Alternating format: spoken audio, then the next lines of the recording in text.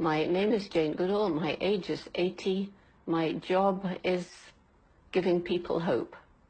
I learned from my mother so much, the importance, I think, of support. Because when I was a child, my mother supported all my crazy love of animals. When I wanted to go off to Africa, age 10, and everybody laughed at me, she supported me, and she simply said, which I took to heart and repeat again and again, that if you really want something, you have to be prepared to work very hard, take advantage of opportunity, and above all, never give up. In my life right now, I'm 80. There is so much left to do.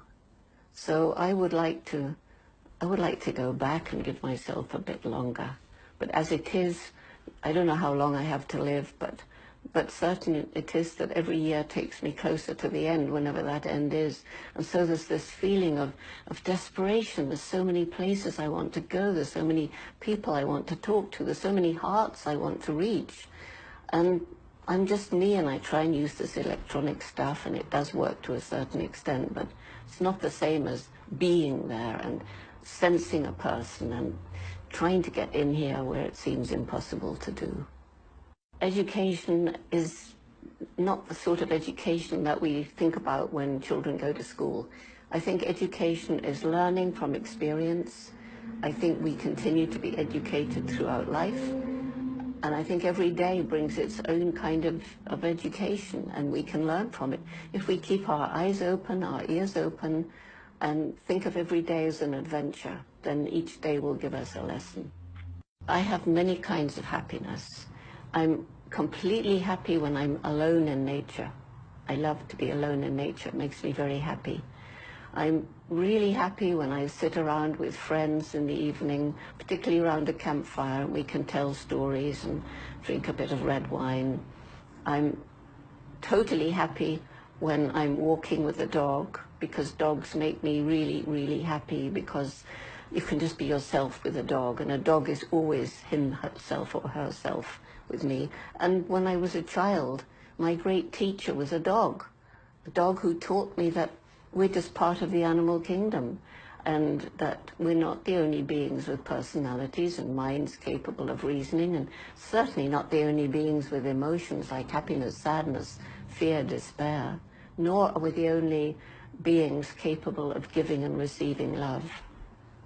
The biggest problem that we have as environmental activists is to fight the power of money. Because there's absolutely no question, there are people in government who truly agree. When I talk with them, they agree that this mine shouldn't go ahead, or that dam shouldn't be built, or Monsanto shouldn't be allowed to test its seeds here. But when this, it's corruption really, but the might of money, the corporations that hold governments in their hands because of lobbying power and so forth, it's really frightening. If I'm allowed to change a few things, if I just have this magic power, I would like to, without causing any pain or suffering, reduce the number of people on the planet, because there's too many of us. It's a planet of finite resources, and we're using them up. And that's going to mean so much suffering in the future.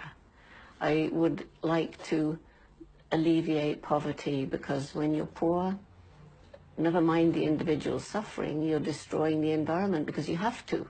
You have to cut down the last trees to try and grow a bit of food to feed yourself and your family, or to make some charcoal. Or you have to buy the cheapest food, even if that did cause horrendous suffering to animals or child slave labor somewhere else. So alleviate poverty.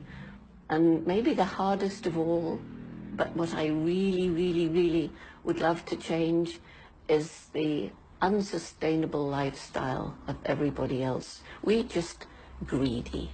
And I always think of Mahatma Gandhi saying, this planet can provide for human need, but not for human greed. And that is so right.